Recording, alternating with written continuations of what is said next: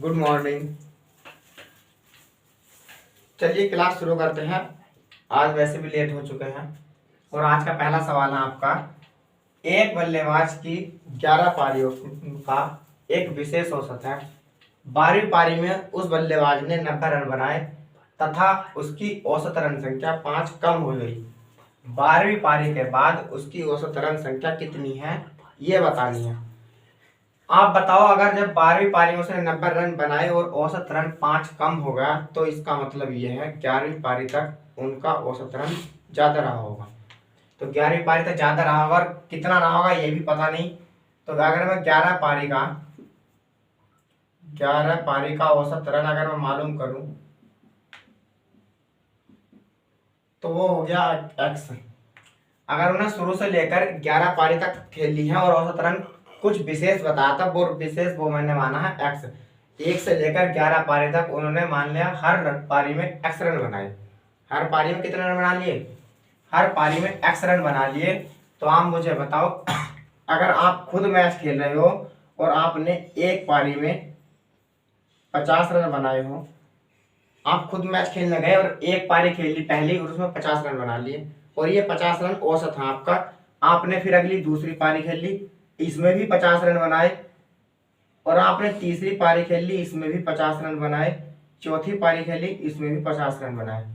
अब आप मुझे ये बताओ, इन चारों पारियों में आपने टोटल रन कितने बना लिए? तो कुल रन आपने अगर बनाए होंगे तो आप या तो इन 50-50 को सीधे सीधे जोड़ोगे, ये तो जोड़ोगे, तो आपके कुल रन कितने हो गए? आपने इन 4 पारियों में कुल 200 रन बना लिए हैं। पारी 4 खेल चुके हो, रन 200 बनाए। कम थी पारी तो आपने 50 जितने औसत रन आपके बन रहे थे हर पारी में उनको आसानी से लिख करके जोड़ लिया और आपका 200 आ गया। अगर संख्या में कह दो कि यहाँ 15 पारी 20 पारी, तो फिर क्या आप इस 50 को 20 बार लिखोगे? 15 पारी खेली हो तो 15 बार लिखोगे? ऐसा नहीं करना और ऐसा करने के लिए टाइम भी नहीं है। तो ये 200 रन जो निकले हैं ये निकालने का दूसरा तरीका और है। आप औसत की गुणा, क्योंकि हर पारी का औसत रन 50 है, तो इस 50 की गुणा उस संख्या से कर दो जितनी आपने पारी खेल ली। आपने पारी 4 खेल ली है तो 4 से गुणा कर दोगे तो आपके पास रन आ जाएंगे 200, यानी कि 200 रन आप बना चुके हो। अभी तक आपने टोटल 4 पारी खेल ली है और 200 रन बन चुके हैं। अब मैं आपसे ये कह रहा हूं कि आपने 5वीं पारी जब खेल ली, जब 5वीं पारी खेल ली तो आपके इस 5वीं पारी में 40 रन बने। अभी तक आपने 4 पारी खेली थी और 4 पारियों में आपने 200 रन बना लिए हैं और जब 4 पारी के बाद 5वीं पारी खेली तो उसमें रन बने आपके 40। अब अगर मैं आपसे मालूम करूं कि आपने 5 की 5 पारियों में टोटल कितने रन बनाए तो आप कितने बताओगे?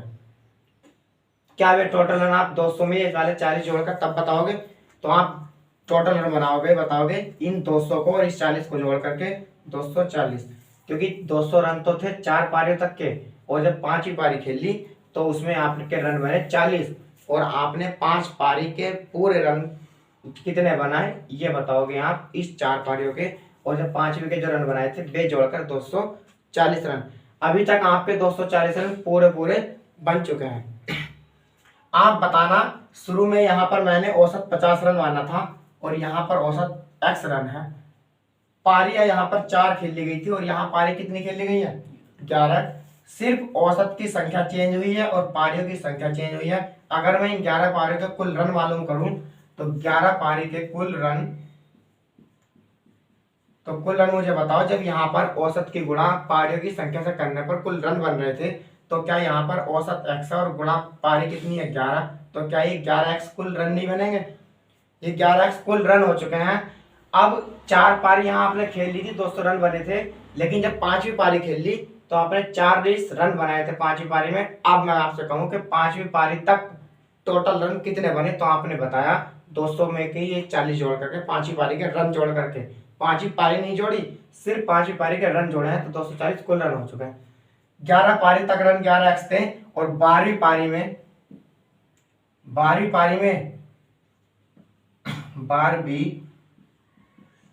पारी में रन उसने कितने बनाए?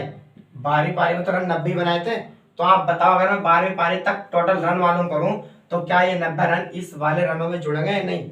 जैसे यहाँ आपने 200 में ये 40 जोड़कर बताए थे 5वीं पारी के, ठीक उसी तरीके से 11 पारी तक के रन ये हैं और 12वीं पारी में उसने 90 रन बनाए, तो टोटल 12 पारी तक कुल रन होंगे आपके 90 और 11x+90, तो कुल 12वीं पारी तक कुल रन आपके जो बनेंगे, कुल रन बनेंगे वे 11x+90, 11x+90 कुल रन बन चुके हैं और चिन्ह मैंने लगा दिया 12 बराबर का। तो आप मुझे बताओ जब 11x+90 क्या ये रन 12 पारियों के हैं? अगर ये रन 12 पारियों के हैं तो इधर जो रन आएंगे बराबर का चिन्ह लगाओ तो इधर भी रनों की संख्या आएगी और रनों की संख्या वो आएगी जितने आपने पारी के रन यहाँ रखे हैं। यहाँ टोटल 12 पारियों का रन है तो यहाँ भी 12 पारियों के रन आएंगे और 12 पारियों के रन आएंगे कैसे? जब 11 पारी खेल चुके थे उसमें औसत कुछ और था, लेकिन जब 12वीं पारी खेल ली उसके बाद औसत रन 5 कम हुआ। तो आप बताओ 11वीं पारी तक औसत x था, 12वीं पारी के बाद क्या औसत x-5 होगा? x-5 औसत है, x-5। अगर ये औसत मान लो आप इस 50 के स्थान पर औसत ये भी था और औसत ये है, ये 4 पारी थी, लेकिन अब बताओ यहाँ तक पारी हो कितनी गई? 12। तो अगर मैं 12 से गुणा कर दूं तो क्या 12 पारियों के रन मिल जाएंगे? क्योंकि औसत x था और 12वीं पारी ये x था 11 पारी तक, और जब 12वीं पारी खेली तो 5 औसत कम हो चुका है, 5 रन, तो x-5 औसत ये बचा। पारी हो गई है 12, तो 12 पारी के रन ये हैं और 12 पारी के रन ये हैं। ये हो जाएगा 11x+90 बराबर 12x+ के 12 पंजे माइनस क्या आ जाएंगे? 12 पंजे 60, 12 इधर प्लस है माइनस का आ जाएगा, तो माइनस के कितने बचेंगे?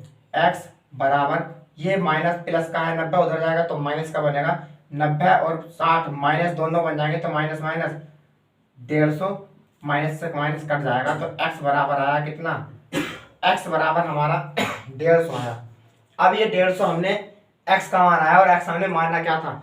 x हमने 11 पारियों का औसत रन मानना था, यानी कि 11 पारी तक जब पारी खेल ली गई तो हर पारी में 150 रन बना रहे थे।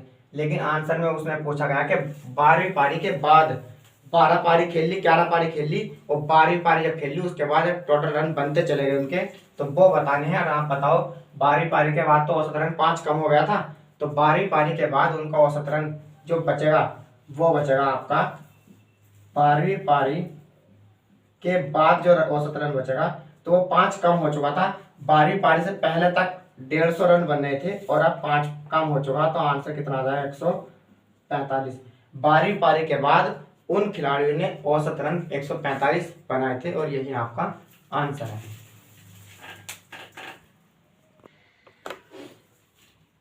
इसका बेस हो चुका है। अब मैं इसका शॉर्ट ट्रिक बता रहा हूं, थोड़ी सी छोटी सी, समझना वो कैसे आएगी।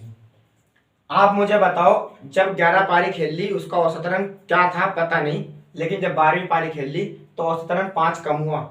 इस 5 कम होने का मतलब यह है कि जरूर 12 पारी से पहले जो पारी खेली गई थी वहां औसत रन अधिक रहा होगा, जरूर रहा होगा। जब औसत रन कम हो रहा हो तो आपको प्लस करना है और जब औसत रन बढ़ता है तो माइनस करना है। आप बताओ अगर हर पारी में 5 रन कम हो रहे होंगे तो 11 पारियों में कितने रन कम हुए होंगे? क्योंकि 11 पारी खेली थी, 11 पारी के बाद तो 5 रन कम हुए हैं, तो एक पारी में मान लो अगर आप 5 रन कम हो रहे थे तो 11 की 11 पारियों में कितने रन कम हुए होंगे? 11 की 11 पारियों में 11 पंजे 55 रन कम हुए होंगे। और कम अगर हुए हैं तो आपको प्लस करना है और बढ़ते तो आपको माइनस करना होता। बताओ 12वीं पारी में रन कितने बने? 12वीं पारी में रन बने आपके 90, 12वीं पारी में रन बने 90 और इससे पहले 5 जो भी औसत रहा होगा वो पहले ज्यादा था लेकिन बाद में 5 कम हुआ। तो अगर हम 11 पारी के 5 रन के हिसाब से रन बनाते हैं, हर पारी में 5 रन कम हो रहे हैं, तो 11 की 11 पारी में कितने रन कम होंगे? 11 पंजे 55 रन। अगर यहाँ औसत रन कम हो रहा है तो आपको इन रनों में वो प्लस करना है, अगर यहाँ औसत रन बढ़ रहा है तो आपको यहाँ माइनस करना है। 90 रन ये थे और 55 रन पहले वे कम हुए तो वे जोड़ने पड़ेंगे आपको। 90 और 55 कितना हो जाएंगे आपके? 145। ये आपका शॉर्ट ट्रिक है। जब आपको औसत संख्या कम मिले तो रनों की संख्या भी मिलेगी, तो आपको रनों की संख्या में कम हो रहे हैं तो वे जो रन आपको यहाँ मिलेंगे जिस पारी के उस पारी से पहले की वाली जितनी पारी होगी वहां तक के रन निकालने हैं। ये वाला रन बताओ 90 पारी के थे, सॉरी 12वीं पारी के थे, तो 12वीं पारी के रन तो ही हुए ये, लेकिन इससे पहले पारी कितनी खेल ली गई? 11। उन सभी 11 पारियों में आप जितना औसत रन कम होता है उनसे गुणा कर लो, कम हो या बढ़ जाए पहले गुणा कर लो। और जोड़ना या घटाना कब है, अगर यहाँ कम हो रहे हैं तो यहाँ जोड़ना पड़ेगा, और अगर यहाँ बढ़ रहे हैं तो यहाँ घटाना पड़ेगा। तो यहाँ कम हो रहे हैं तो जोड़ना पड़ेगा। 90 प्लस 55 आपका आंसर 145 आ जाएगा। ये आपका आंसर है। अगला सवाल है, क्रिकेट के एक खिलाड़ी का गेंदबाजी का औसत 12.4 है।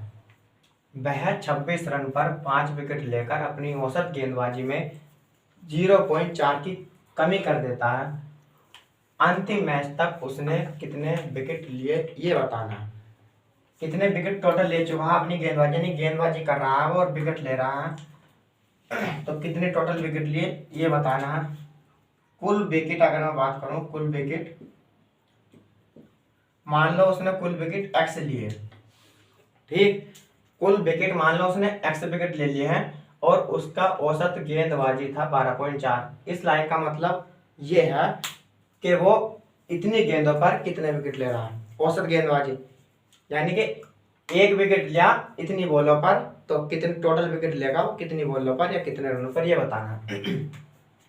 आप मुझे बताओ, अगर आप खुद मैच खेल रहे हो और आप गेंदबाजी कर रहे हो और आपने 10 बॉल फेंकी, 10 बॉल में एक विकेट लिया, ठीक, 10 रनों पर, सॉरी यहाँ कितना रनों की बात होगी, ये रन होगा, तो यहाँ पर 10 रनों पर उसने आपने एक वो क्या लिया, एक विकेट ले लिया। 10 रन दिए, एक विकेट लिया, फिर अगले 10 रन दिए, फिर एक विकेट ले लिया, क्योंकि आपका रनों का औसत गेंदबाजी का रन का क्या था 10 है औसत, तो आप 10 विकेट 10 रन दे रहे हो और एक विकेट ले रहे हो। फिर से 10 बॉल 10 रन दिए और आपने एक विकेट लिया, और इसके बाद फिर से 10 रन दिए और एक विकेट ले लिया। आप बताओ आपने टोटल कितने रनों पर कितने विकेट ले लिए हैं, यानी कि 40 रन तो आपने दे दिए, 40 रनों पर कितने विकेट ले लिए, 4 विकेट ले लिए। 40 रनों पर 4 विकेट ले लिए हैं आपने, ठीक। अब अगर मैं आपसे ये कहूं कि ये 40 रन आपके कैसे आए होंगे ये बताना है, 40 रन कैसे बने, तो ये 40 रन क्या एक तरीका तो इन सबको जोड़ने का है, इन सबको जोड़ लें आपके 40 रन आ चुके हैं। फिर दूसरा तरीका आपका ये है कि औसत रन आपका गेंदबाजी का था 10, और आप बताओ टोटल विकेट आपने ले कितने लिए, टोटल विकेट 4 ले लिए। अगर मैं औसत रनों की औसत जो आपका औसत रन जो था उसकी गुणा विकेटों की संख्या से कर दूं तो क्या बताओ रनों की संख्या मिल रही है नहीं, टोटल रन मिल रहे हैं, टोटल रन मिले आपके औसत गेंदबाजी की गुणा आपने रनों की कितने विकेट लिए उससे गुणा कर दी तो आपके रन मिल गए, ठीक। अब अगर मैं यहाँ पर कुल रनों की बात करूं, कुल रन कितने बनेंगे, तो आप मुझे बताओ कुल रन, यहाँ पर औसत गेंदबाजी कितनी थी 10 रनों की, और यहाँ पर औसत गेंदबाजी रनों कितनी है 12.4। अगर मैं इन 12.4 में, क्योंकि इसकी 10 के स्थान पर है, और विकेटों की संख्या से गुणा कर दूं, यहाँ विकेट 4 थे लेकिन यहाँ कुल विकेट कितने हैं x, इसमें गुणा कर दो तो क्या कुल रन मिलेंगे, मिल जाएंगे कुल रन। तो कुल रन क्या यही होंगे 12.4 प्लस के गुणा के x, यही तो मिलेंगे टोटल रन, क्योंकि यहाँ कुल रन 40 रन बने, और ये 40 रन कैसे बने थे, आपने कुल औसत गेंदबाजी से विकेटों की संख्या को गुणा कर दी तो आपके पास कुल रन मिले। यहाँ औसत गेंदबाजी 12.4 थी और टोटल विकेट x लिए थे, कुल रन मिलकर आ गए ये, ठीक। अभी तक आपके यहाँ पर टोटल 40 रन बन रहे थे, ये कितने रन बन रहे थे 40 रन, और आपने अब आपने 20 रन और दे दिए और विकेट ले लिया, आपने एक विकेट और लिया। अब की बार 40 रनों के बाद आपने 20 रन दिए और एक विकेट ले लिया। आप बताओ टोटल रन कितने दे दिए आपने, टोटल रन कितने बना, कितने विकेट, कितने रनों पर आपने कितने विकेट दे दिए, क्योंकि अभी तक आपने 40 रन दिए थे और 4 विकेट हो गए थे आपके, ये 4 विकेट, ठीक, 4 विकेट। लेकिन इन 40 रनों के बाद फिर से जब आपने गेंदबाजी की तो आपने 20 बॉल फेंकी या 20 रन दिए, 20 रन दिए और एक विकेट लिया इन 20 बॉलों पर, तो आपने बताओ 40 रन तो यहाँ दिए और 20 रन ये दे दिए, टोटल रन कितने दे दिए, टोटल रन क्या 60 दे दिए होंगे। इस 40 से पुराने वाले रनों में आपने जो आगे रन दिए उन पर ही तो जोड़े हैं ये, तो 60 रन दे दिए। तो आप सवाल में बताओ जरा जब उसने 26 रनों पर 5 विकेट ओढ़ लिए। और अब मैं आपसे कहूं कि विकेट पहले 4 थे, अब कितने हो गए होंगे? एक ये ले ला, तो 4 प्लस के 1 क्या 5 विकेट हो गए होंगे। अब कुल विकेट हो गए 5। अब मैं आपसे कहूं कुल रन तो आपके पास 60 है, टोटल 60 हो गए, और टोटल विकेट कितना हो गए? 5। अब इनका औसत बताना जरा कि हर एक विकेट कितने रनों पर गया। यहाँ तो अलग अलग थे, लेकिन यहाँ बताओ कि हर विकेट समान समान कितने रनों पर गया।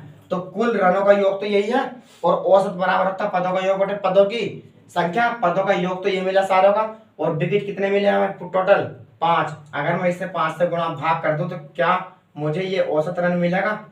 12।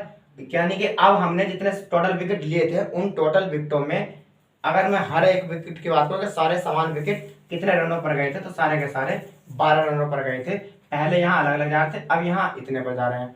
ठीक इसी तरीके से अभी तक कुल रन आपके 12.4 गुणा x बने, लेकिन जब उसने 26 रन और बनाए तो क्या ये 26 रन इन वाले रनों में जुड़ेंगे? क्योंकि ये भी तो रन है कुल, ये कुल रन है। तो अभी तक आपके कुल रन जो बनेंगे 12.4 x और प्लस के 26, क्या ये इसी के स्थान पर आए? 40 के स्थान पर ये था, और 20 रन जब आगे दिए तो 20 के स्थान पर 26 सही है। ये दोनों यहाँ कुल रन बने थे, और यहाँ पर भी कुल रन बन गए हैं। और विकेटों की संख्या बताओ, पहले 4 थी लेकिन एक विकेट लिया था 26 बॉलों पर, सॉरी 20 बॉलों पर, तो विकेटों की संख्या 5 हो गई। आप बताओ यहाँ 26 बॉलों पर कितने विकेट लिए गए? 5 विकेट। और इससे पहले कितने विकेट लिए जा रहे थे? x। तो क्या विकेटों की संख्या x प्लस 5 होगी? कुल रन ये बने, कुल रन 60 थे, विकेटों की संख्या 5 हो गई। विकेटों की संख्या 5 और ये 5 होना था पहले वाले 4 में, ये वाला 1 जोड़ा, तो पहले वाले x में अगर मैं 5 विकेट जोड़ दूं तो क्या औसत मिलेगा? पदों का योग बटे पदों की संख्या। और औसत सवाल में अब देख कितना रखा है? 12, क्योंकि उसने 0.4 कम कर दिया, तो पहले 12.4 था, 0.4 कम हो जाएगा तो क्या 12 बचेगा? तो 12 बचा। ये भी औसत है और ये भी औसत है, इसे हल करो। ये बच जाएगा आपका 12.4 x प्लस के 26 बराबर 12x और प्लस के 12 पंजे 60। 12x इधर प्लस का इधर आएगा तो माइनस का बनेगा, और 12.4x में से 12 जाएंगे तो 0.4x बचेगा, तो 0.4x बराबर 26 इधर प्लस का उधर जाएगा तो कितना बचेगा? 10 में से 6 जाएंगे 4 बचेगा, और 5 में 2 गए 3 बचता है। और ये पॉइंट अगर यहाँ तो ये पॉइंट हटाएगा तो नीचे 10 आएगा, और नीचे अगर 10 आएगा तो वो इसकी गुणा में जाएगा, तो ये पॉइंट हटाओ, 1 0 इधर आ जाएगी, 4 से काटना इसे, तो x बराबर आ जाएगा आपका 4 अट्ठे 32, बचते हैं 2 और 4 पंजे 20। x बराबर 85, और हमने x क्या माना था? 85 माना था, सॉरी x मानने विकेट माने थे, तो उसने टोटल कितने विकेट लिए? उसने टोटल 85 विकेट लिए थे, और यही आपका आंसर है। अगला सवाल है, एक बल्लेबाज 19वीं पारी में 98 रन बनाकर अपने औसत रन संख्या में 4 की बढ़ोतरी कर रहा है। 19वीं पारी के बाद उसकी औसत रन संख्या कितनी है? इस बार 4 की बढ़ोतरी कर रहा है, तो इसका मतलब आप ये बताओ, क्या उसने 19वीं पारी खेली थी डायरेक्ट, या इससे पहले ही पारी खेली होगी? इससे पहले ही तो पारी खेल कर आया होगा वो, और इससे पहले कितनी पारी खेल कर आया होगा वो? 18, क्योंकि पिछले सवाल में उसने 11 पारी का भी कहा था और 12वीं पारी का आंसर मालूम किया था, लेकिन इसने ठीक सिर्फ 19वीं पारी के बाद 19वीं पारी का रन दिया और उसके बाद ही औसत रन बढ़ाया। आप ये नहीं कह सकते कि सिर्फ इसने 19 पारी खेल लिया, 19वीं, इससे पहले 18 पारी खेल के आया होगा या नहीं खेल के आया होगा। और 19वीं पारी में 18 रन जब उसने बनाए तो 4 रन की बढ़ोतरी हो रही है। तो आप ये बताओ, क्या 19वीं पारी से पहले उसके औसत रन कम रहे होंगे या नहीं? क्योंकि औसत रन 4 की बढ़ोतरी तब हुई है जब उसने 19वीं पारी खेली और 98 रन बनाए, तो इससे पहले जरूर उसके औसत रन कम रहे होंगे, और वे कम रहे होंगे 18वीं पारी में। तो 19वीं पारी सीधे नहीं खेली उसने, इससे पहले 18 पारी खेल चुका है वो। तो मैं अगर 18वीं पारी तक मालूम करूं, 18वीं पारी का औसत रन मान लो x का, क्योंकि 18वीं पारी तो खेल का आया होगा, पैच फील है वो, क्योंकि सीधे डायरेक्ट 19वीं नहीं खेली, पहले 18 पारी खेल का आया, और उसमें कितने हर पारी में रन बना रहा था वो पता नहीं, मैंने मानना वो हर पारी में x रन बना रहा था, सेम पिछले सवाल की तरह। अगर हर पारी में वो x रन बना रहा है तो 18 पारी खेली, तो बताओ 18 पारी में कितने रन बनाएगा? आपसे कहूं कि एक पारी में अगर कोई बंदा 50 रन बना रहा फिर से वही, तो आप बताओ 5 पारी खेलने में कितने रन बनाएगा? एक पारी में 50 रन बनाए, 5 पारी में कितने रन बनाएगा? 250। क्योंकि आप 5 से गुणा इधर कर दोगे और 5 से गुणा इधर कर दोगे तो ये आ जाएगा आपका 250। 5 पारी का कुल रन आपके 250 आ गए।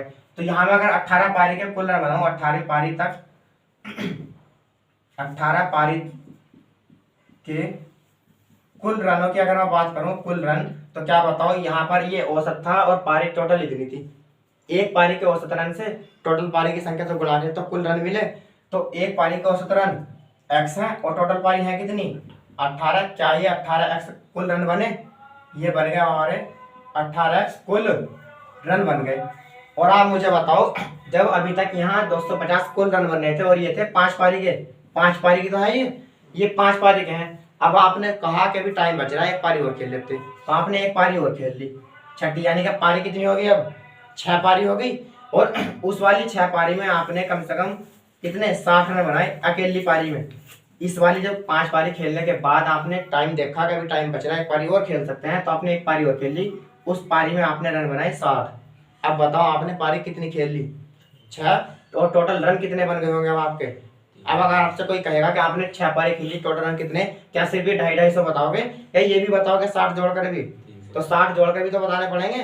तो 250 में पहली वाली पारी के 5 में, उनमें 60 रन भी जोड़ोगे तब जाकर कुल रन बनेंगे। तो आप मुझे बताओ 18 पारी तक कुल रन 18x थे, और जब 19वीं पारी खेल ली उसमें उसने 98 रन बनाए, क्या टोटल रन 18x प्लस 98 होंगे या नहीं?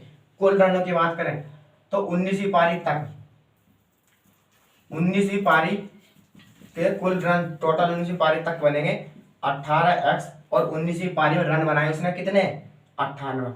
ये टोटल रन बने या नहीं? जिस तरह यहाँ 250 थे और ये 60 आपने अगली पारी के जोड़े थे तो ये बन गया था 310। उसी तरीके से 1800x रन पहले थे 18वीं पारी तक, और 19वीं पारी में उसने कुल 98 रन बनाए, तो टोटल रन बने ये। ठीक, टोटल रन ये बन गए हैं, यानी कि 18x प्लस के 98, और मैंने चिन्ह बराबर का लगा दिया, तो इसका मतलब यहाँ भी जो संख्या रखी जाएगी वो 19 पारियों के रनों की रखी जाएगी, क्योंकि 19 पारी के रन बने या नहीं बने, तो ये भी 19 पारी के रन बनेंगे। और आप बताओ जब 19 पारी उसने खेल ली 19वीं, तो औसत रन कितनी की बढ़ोतरी हुई 4 की।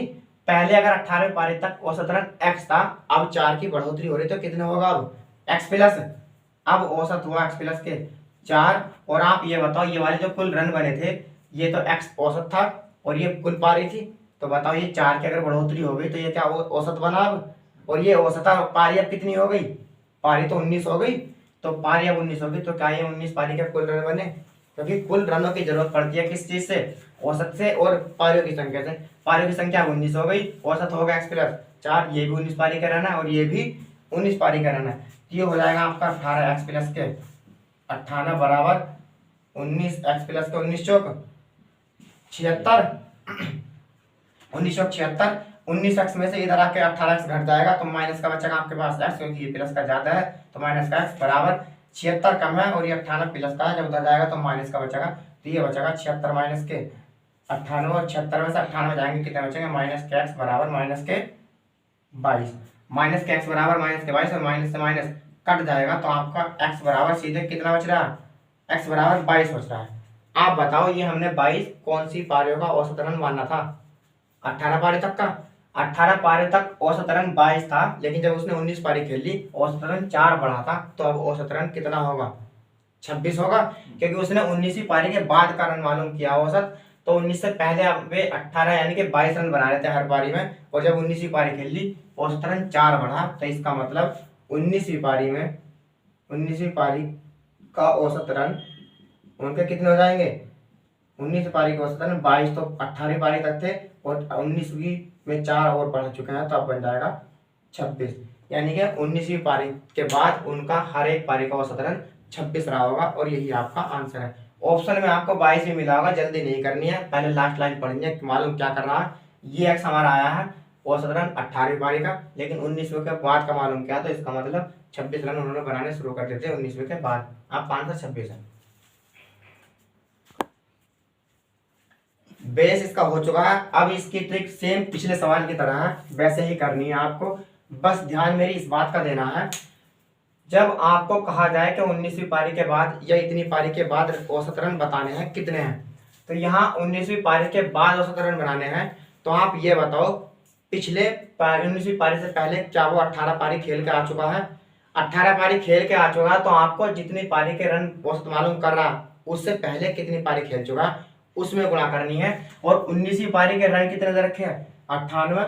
यहाँ पर आपको रनों की संख्या जरूर मिलेगी। अगर वो कहे कि 20 पारी के बाद औसत रन तो 20वीं पारी के वो रन देगा, 15 पारी के बाद औसत रन तो 15 पारी के रन देगा वो। जैसे पिछले सवाल में 12 पारी के रन थे तो 12 के रन दिए थे 90 और उसमें पूछा गया था 12 पारी के बाद औसत रन तो उसने हमने गुणा की थी 11 पारी से। यानी कि जितनी पारी के बाद का औसत रन मालूम कर रहा है तो उससे पहले की पारी के से गुणा करते हैं और गुणा उस संख्या में करते हैं जितने की औसत रन की कमी हो रही हो या वृद्धि हो रही हो।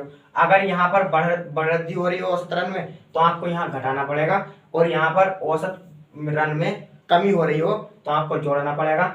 तो मैं यहाँ पर औसत रन में 4 की बढ़ोतरी हो रही है तो यहाँ आपको घटाना पड़ेगा। और क्या घटाना पड़ेगा, उसने पारी कितनी खेल चुकी है 19 पारी के बाद की मालूम की है तो इससे पहले वो 18 खेल का चुका होगा तो 18 से गुणा करनी है किसमें, कितने रनों की कमी या वृद्धि हो रही है। तो 4 रनों की औसत में कमी और वृद्धि हो रही है तो 18 की गुणा 4 में करेंगे, 18 चौक 72 आ जाएगा आपका। और 98 में से 72 जाएगा तो 8 में से 2 जाएंगे 6 और 9 में से 7 जाएंगे 2। तो आपका आंसर सीधे सीधे वो निकल कर आएगा जिसका आपको मालूम किया गया। 19वीं पारी के बाद मालूम कर रहा था तो 19वीं पारी के बाद 26 रन था। अब आपसे अगर कहोगे 18 पारी तक कितने औसत रन थे तो 18 पारी तक अगर ये 4 19वीं के बाद बड़ा है तो इससे पहले 4 कम रहा होगा तो इसमें 4 घटा दोगे तो 22 आ जाएगा, जो कि हमारा आंसर ये 22 आया था। तो रियल आंसर आपका 26 है और आपको ये करना है बस गुणा उस चीज से करनी है जितनी पारियों का औसत रन मालूम कर रहा उससे पीछे की पारी जितनी भी खेली उनसे गुणा करनी है। 19वीं का मालूम करना है तो 18 पारी खेल चुका, 18 की गुणा उस संख्या में करनी है जितने की वो बढ़ोतरी हो रही है। 4 रनों की बढ़ोतरी हो तो 4 में करनी है, घटाना है अगर बढ़ोतरी हो रही है, जोड़ना है तो कमी हो रही है। आपका आंसर 26 है। अगला सवाल है 6 व्यक्ति एक होटल में खाना खाने गए, उनमें से 5 में से प्रत्येक ने 32 रुपए खर्च किए, हर एक ने 32 रुपए खर्च किए तथा छठा जो व्यक्ति था उसने सभी 6 व्यक्तियों के औसत खर्च से 80 रुपए दिए छठे व्यक्ति ने। तो कुल खर्च कितना किया ये बताना है। इस लाइन का मतलब ये है, इस वाली लाइन का, कि छठे व्यक्ति ने कितने रुपए दिए तो छठे व्यक्ति ने उतने रुपए दिए जितने वो सारे अगर बराबर बराबर जितने दे रहे थे, क्योंकि औसत से सारे 6 के 6 व्यक्तियों के औसत से 80 रुपए अगर सभी के, मैं कुछ देर के लिए मानता हूँ सारे के 6 जो व्यक्ति थे वो सारे के सारे 40-40 रुपए दे रहे हो, सब 40-40 रुपए 6 के 6 औसत खर्च की बात की ना उसने कि छठे व्यक्ति के पैसे, तो 6 के 6 व्यक्ति अगर औसत खर्च में, यानी कि औसत खर्च का मतलब बराबर बराबर, तो वे बराबर बराबर सभी 40-40 रुपए दे रहे थे। इनमें से 5 व्यक्तियों ने, इन वाले 5 व्यक्तियों ने तो रुपए दिए अलग अलग, लेकिन छठा जो व्यक्ति था उस वाले ने, यानी कि इस वाले एक छठे व्यक्ति ने, इसने रुपए इतने दिए कि जो 6 के 6 व्यक्ति बराबर बराबर रुपए देते उससे भी 80 रुपए अधिक दिए। तो ये 40 रुपए जो दे रहे थे इससे भी 40 की वजह से उसने 80 रुपए और अधिक दिए। तो छठे व्यक्ति के रुपए क्या ये बनेंगे, छठे व्यक्ति के अब जो रुपए मिलेंगे तो वो बनेंगे ये 40 प्लस के 80, क्योंकि सारों के सारों का औसत रन मैंने मान लिया औसत पैसे 40 रुपए दे रहे थे 6 के 6 व्यक्ति। ए था, बी हो गया, सी डी ई और एफ, ये 6 व्यक्ति थे। और इनमें से हर एक व्यक्ति, अगर मैं बराबर बराबर की बात करूं, सारे के सारे व्यक्ति 40-40 रुपए दे रहे हैं। ये औसत हुआ है नहीं, क्योंकि जब समान समान संख्या बढ़ती है, खर्च होती है कहीं भी, तो वो उनका औसत होता है। तो सभी का औसत हो गया ये 40 रुपए। लेकिन जब अलग अलग की बात आई तो इनमें से अलग अलग ने तो दिए कुछ अलग रुपए, लेकिन एक व्यक्ति ने इतने रुपए दिए कि इनके औसत से भी 80 रुपए अधिक दे रहा है वो। तो औसत तो बताओ, अभी तक इनका सबका 40-40 था और वो इससे भी ज्यादा दे रहा है, कितने रुपए, 80 रुपए। तो क्या छठे व्यक्ति के रुपए ये बनेंगे कि औसत में 80 रुपए और जोड़ करके बनेंगे? नहीं, छठे व्यक्ति के रुपए ये बनेंगे और 5 व्यक्ति के जो भी अलग अलग उन्होंने दिए होंगे वे अलग अलग बनेंगे और छठे व्यक्ति के सिर्फ पैसे बनेंगे ये। तो ठीक इस तरीके से छठे व्यक्ति के रुपए निकालने के लिए क्या इन 6 के 6 व्यक्तियों का औसत खर्च होना जरूरी है या नहीं, क्योंकि औसत से वो ज्यादा दे रहा है तो औसत कितना था हर 6 व्यक्तियों का वो पता नहीं है, और वो पता करने के लिए जरूरी है आपको मानना कुछ ना कुछ। अब मैं मानता हूँ छठे 6 व्यक्तियों का औसत खर्च, 6 व्यक्तियों का अगर औसत खर्च में मालूम करूं तो औसत खर्च मान लो 100 रुपए था, 6 व्यक्तियों का औसत खर्च 100 रुपए है। तो आप मुझे बताओगे कि इन 6 के 6 व्यक्तियों के कुल रुपए कितने। अगर यहाँ पर साइड में मैं देख बता रहा हूँ, अगर व्यक्ति 6 ही मान लो और 6 के 6 व्यक्ति 50 रुपये खर्च कर रहे हैं, एक व्यक्ति। इन 6 व्यक्तियों का औसत खर्च 50 रुपये है, यानी कि हर व्यक्ति 50 रुपये देगा। तो आप बताओ टोटल 6 के 6 व्यक्ति कितने रुपए इकट्ठे कर चुके होंगे? कितने खर्च कर चुके होंगे? 300। और ये 300 आपका तब आया होगा जब आपने इस वाले औसत से और व्यक्तियों की संख्या की गुणा कर दी होगी इन दोनों की, तभी तो 300 बना। क्योंकि प्रत्येक बच्चा 50 रुपये दे रहा था और व्यक्ति थे 6, तो 50 की और 6 की गुणा कर देंगे 300 रुपये आ जाएगा। यानी कि अब ये 6 के 6 व्यक्ति टोटल 300 रुपये खर्च कर रहे थे। यहाँ पर व्यक्ति तो 6 ही है, लेकिन औसत खर्च यहाँ 50 था, यहाँ कितना है? x व्यक्तियों की संख्या की और औसत खर्च से गुणा कर दिया जाए तो क्या कुल रुपए बन रहे? तो कुल रुपए की बात करूं मैं सभी के, तो 6 व्यक्तियों के कुल रुपए कितने खर्च होंगे? तो वे खर्च होंगे, औसत था इनका x और व्यक्ति कितने हैं? 6, तो क्या 6x रुपए खर्च होंगे सभी व्यक्तियों के? जिस तरह यहाँ 300 रुपये खर्च हुए उसी तरह यहाँ पर 6x रुपये खर्च कर रहे थे 6 के 6 व्यक्ति। ये तो थे एक साथ मिलने वाली बात। लेकिन जब इन्होंने अलग अलग बांटा तो अलग अलग की कहानी क्या बनी कि 5 जो व्यक्ति थे वे हर एक व्यक्ति 32 रुपये दे रहा था। 5 व्यक्ति में से हर एक व्यक्ति 32 रुपये दे रहा था, मतलब कि व्यक्ति थे 5 और हर व्यक्ति ने 32 रुपये दिए। तो बताओ इन 5 के 5 व्यक्तियों ने टोटल कितने रुपए इकट्ठे किए? तो इन्होंने कितने रुपए इकट्ठे किए होंगे? 5 दूनी 10 और 5 के 15, 160 रुपये। और ये 160 बस व्यक्तियों की संख्या कम हुई है और पैसों की औसत की कम हुई है। वरना ये औसत 50 था, यहाँ औसत 32 है। ये यहाँ 6 व्यक्ति थे, यहाँ 5 है। इन दोनों की गुणा करने पर कुल रुपए बन पाएंगे, जिस तरह से इन दोनों की गुणा करने पर कुल रुपए। तो उन 5 व्यक्तियों ने टोटल कितने रुपए खर्च किए? 160 रुपये। तो 5 व्यक्तियों के कुल रुपए खर्च की बात करूं तो हर व्यक्ति अगर 32 रुपये देगा और व्यक्ति हैं कितने? 5, तो इनकी गुणा करने पर क्या कुल रुपए मिलेंगे? कुल रुपए मिलेंगे नहीं, क्योंकि व्यक्ति की संख्या की गुणा और एक व्यक्ति कितने रुपए दे रहा है उससे कर देते हैं तो कुल रुपए बनते हैं। आप खुद सोच कर देखो, आप कहीं जा रहे हो 4 लड़के या 5 लड़के जा रहे हो और हर लड़का अगर 20-20 रुपए इकट्ठे करेगा तो आप 5 के 5 लड़के टोटल कितने रुपए इकट्ठे करोगे? 100 रुपए तो करोगे। और वे 100 रुपए आप या तो 20 को 5 जगह जोड़ लो, या फिर दूसरा तरीका यह है एक लड़के के औसत पैसे से और टोटल लड़के कितने हैं उसकी गुणा कर दो, तब भी समान रुपए आ जाएंगे। तो ये 5 लड़कों के रुपए बन गए। और आप बताओ जो छठा व्यक्ति था उसने कितने रुपए अधिक दिए? टोटल कितने रुपए दिए? छठे व्यक्ति ने 6 व्यक्तियों के औसत खर्च से 80 रुपए अधिक दिए। तो वो जो छठा व्यक्ति था औसत खर्च शहरों का कितना है? 80 रुपए। तो उसने कितने रुपए अधिक दिए? इस x से 80 रुपए अधिक दिए या नहीं? तो छठे व्यक्ति के जो रुपए बनेंगे, सिर्फ ओनली छठे व्यक्ति के कुल रुपए जो बनेंगे वो बनेंगे आपके औसत खर्च से 80 रुपए।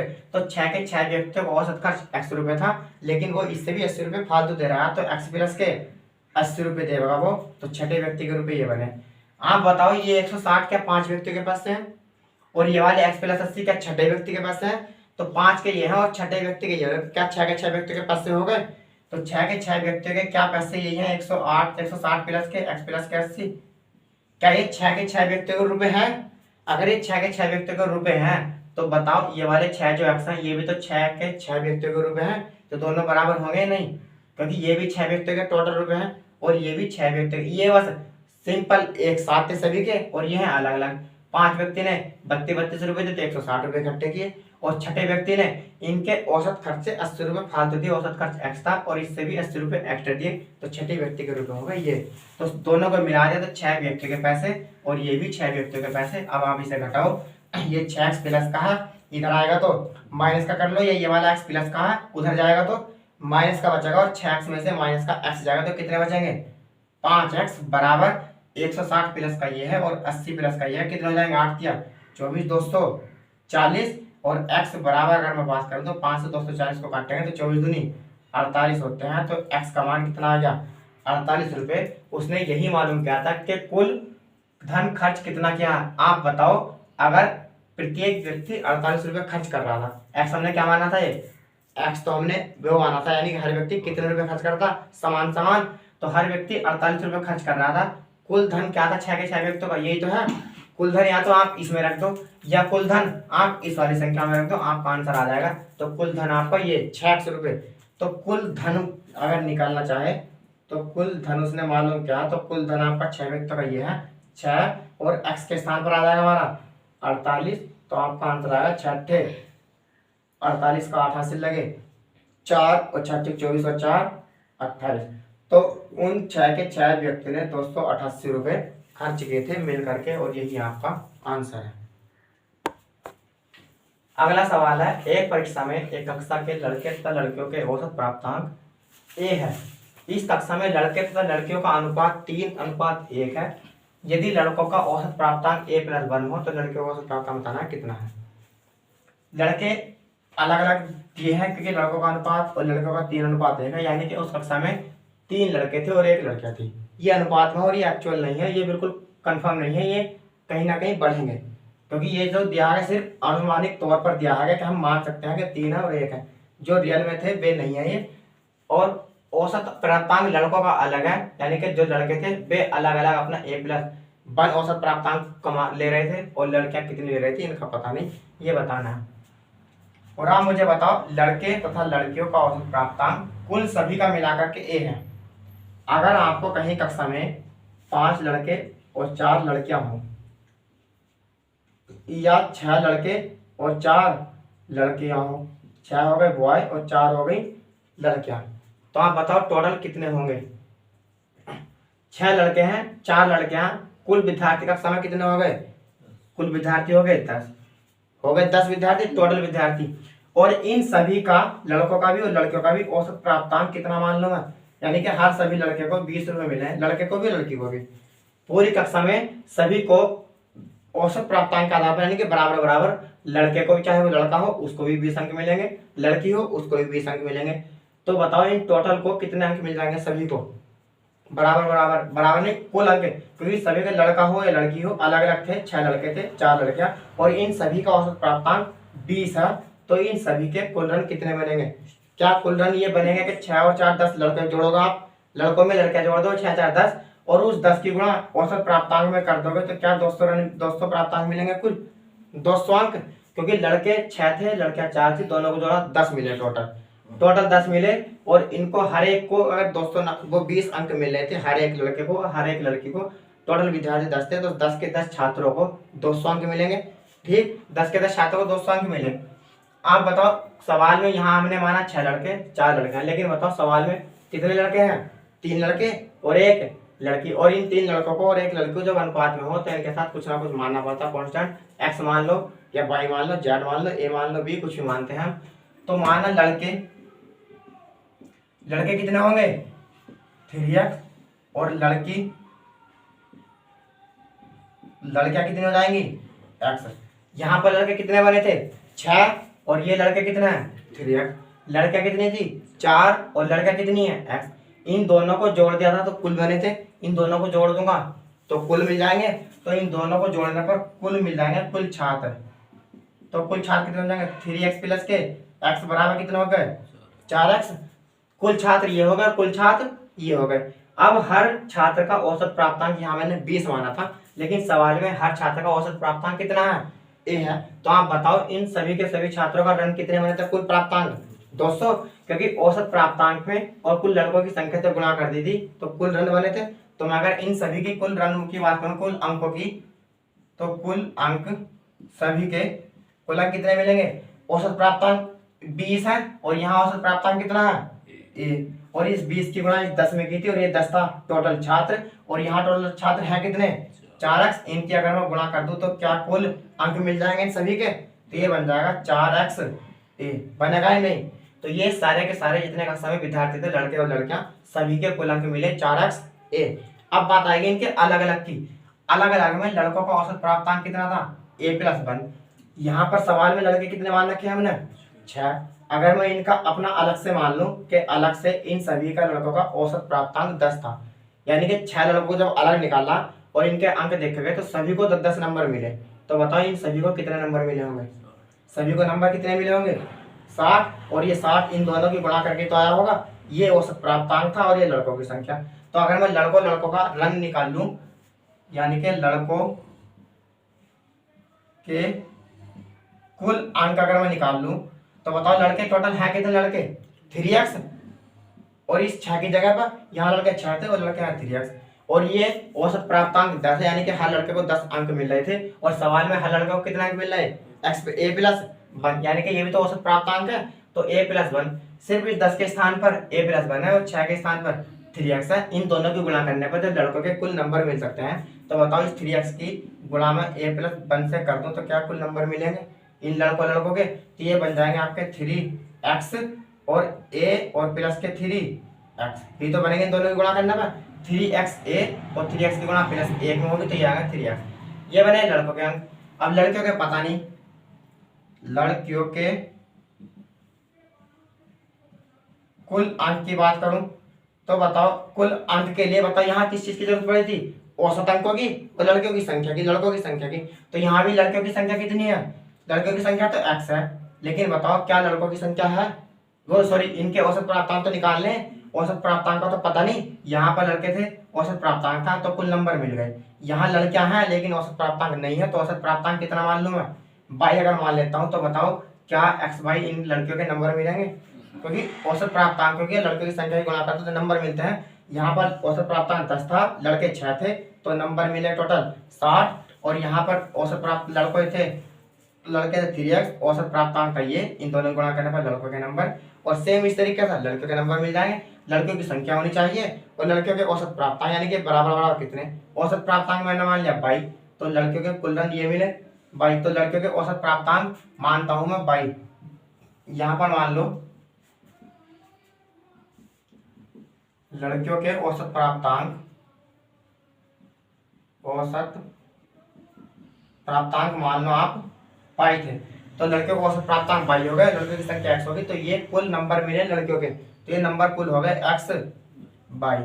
आप बताओ ये वाले नंबर जो थे लड़कों के हैं और ये नंबर लड़कियों के हैं, अगर मैं इन दोनों को जोड़ दूं तो क्या लड़के और लड़कियों के टोटल नंबर मिल जाएंगे? तो इन दोनों को जोड़ रहा हूं मैं, ये 3xa प्लस के 3x और प्लस के 3x/22, ये कुल लड़के और लड़कियों के नंबर मिले। और ये लड़के और लड़कियों के नंबर अगर हैं तो बताओ लड़के और लड़कियों के कुल नंबर कितने हैं? कुल तो ये हैं, क्योंकि कुल अंक सभी के, लड़के के भी लड़कियों के भी कितने हैं? बराबर में 4x ये है। ये 4x प्लस का है, इधर आएगा तो माइनस का बन जाएगा, और ये वाला उधर लेके चले जाओ, 3x से प्लस का उधर जाएगा तो माइनस का, और माइनस में से कट जाएगा तो सिर्फ बचेगा 1x।